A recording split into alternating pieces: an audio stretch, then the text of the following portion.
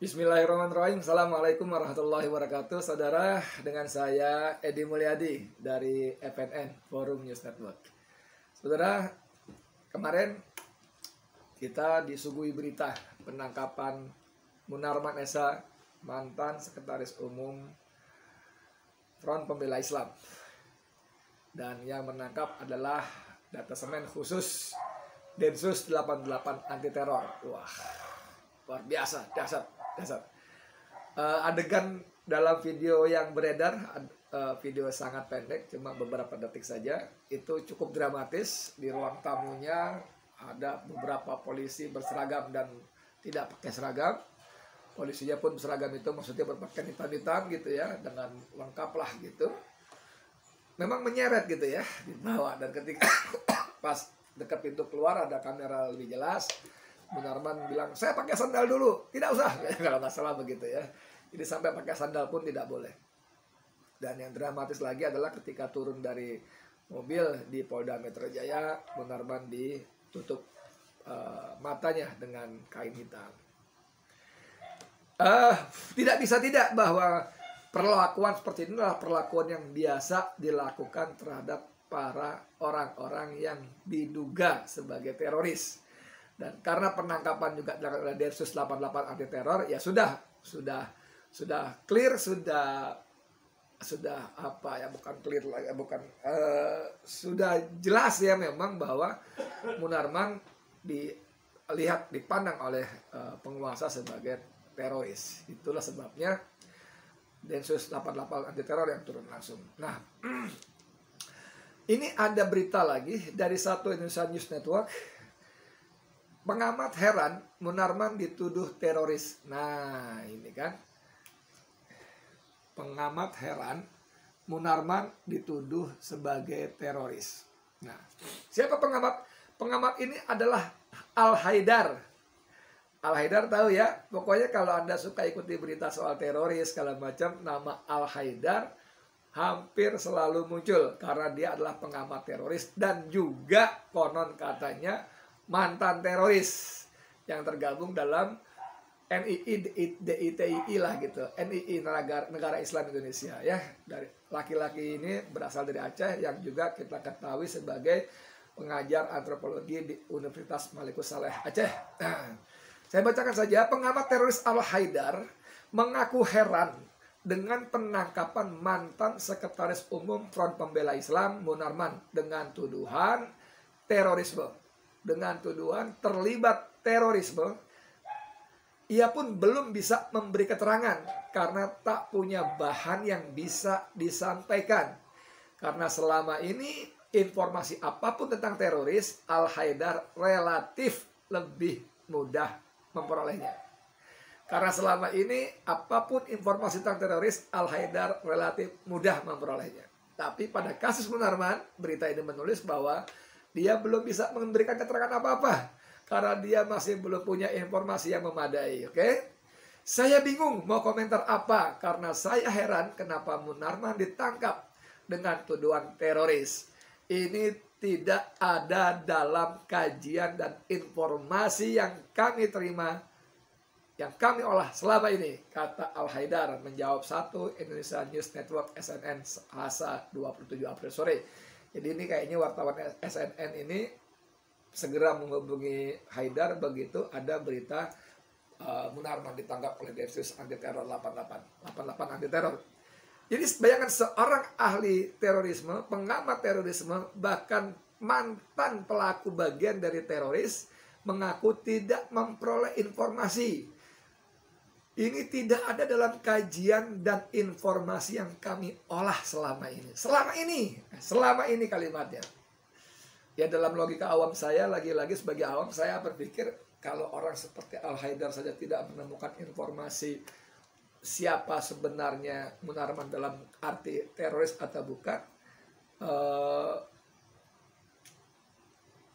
Logika Al-Fusra mengatakan ada dua kemungkinan. Pertama, Munarman canggih betul sebagai teroris sehingga tidak terdeteksi oleh pengamat semacam Al-Haidar ini. Canggih betul nih, dasar betul Munarman. Atau yang kedua, memang bukan teroris gitu loh. Memang bukan teroris sehingga tidak ada informasi, data dan sebagainya yang menyatakan yang diolah oleh Al-Haidar selama ini bahwa dia teroris.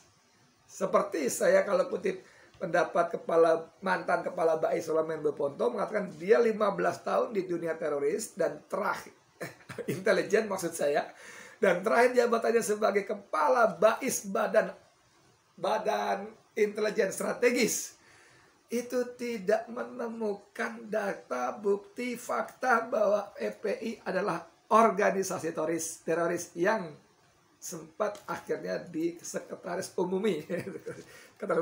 Yang sekretaris umumnya adalah Munarman. Bayangkan, dua orang yang punya otoritas sangat, kalau kita di media mengutip sumber berita itu orang yang punya otoritas. Punya otoritas itu pertama karena mengalami, kedua karena keilmuannya, kedua karena mengalami keilmuan atau sebagai pelaku atau korban.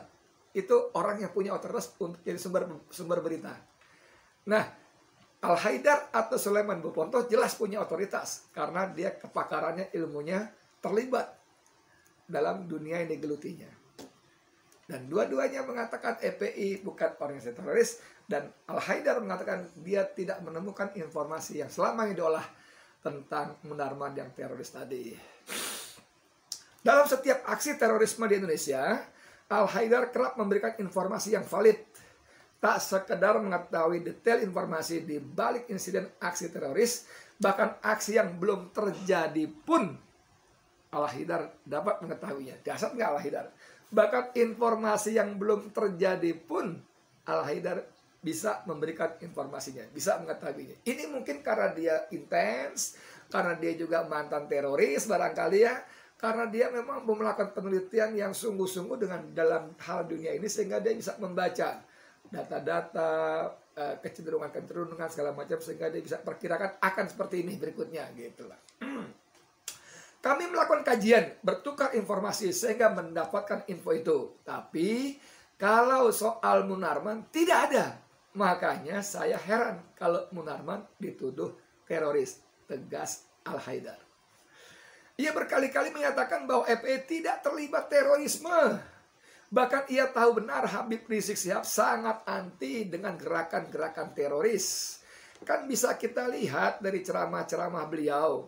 Karena kalau beliau sangat menentang teroris. Jadi memang yang kami ketahui FPI bukan teroris, kata Al-Haidar. Lantas bagaimana dengan tersangka teroris yang ditangkap dicodet beberapa waktu lalu yang disebut sebagai pengurus FPI? Kan sudah dikeluarkan dari FPI, sudah lama jadi tidak terkait dengan FPI. Ya iyalah memang ya.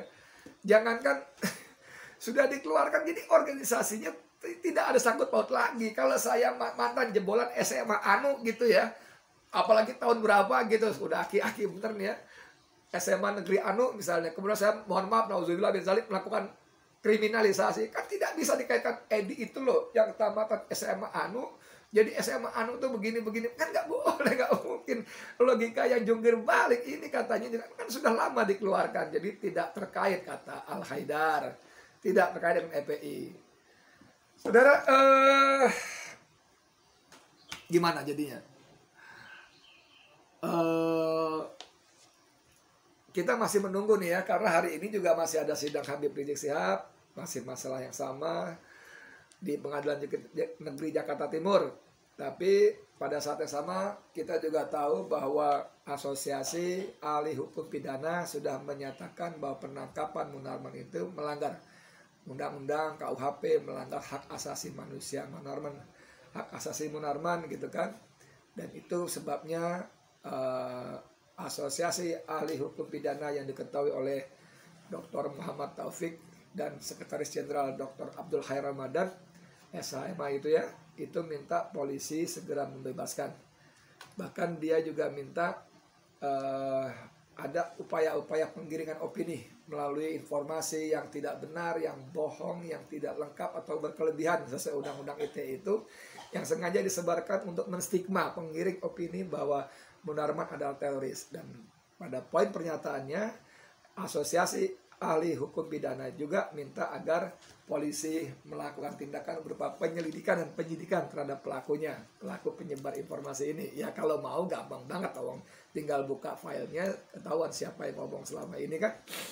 Dan yang terakhir juga dia minta bahwa itu harus dibebaskan karena melanggar undang-undang. Dia dikatakan misalnya ada dari taktis tim advokasi ulama dan aktivis ya, yang dijurubicarai pada dengan pernyataannya itu oleh Haryadi, bahwa penangkapan itu lagi-lagi bertentangan dengan undang-undang, lagi-lagi tidak memenuhi unsur acara pidana dan sebagainya, dan mereka akan melakukan perlawanan hukum.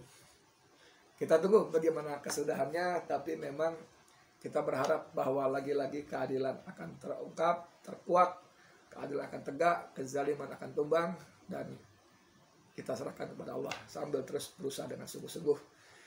Bagaimana lanjutannya? Kita nunggu berikutnya. Saya Edi Mulyadi untuk FNN. Assalamualaikum warahmatullahi wabarakatuh.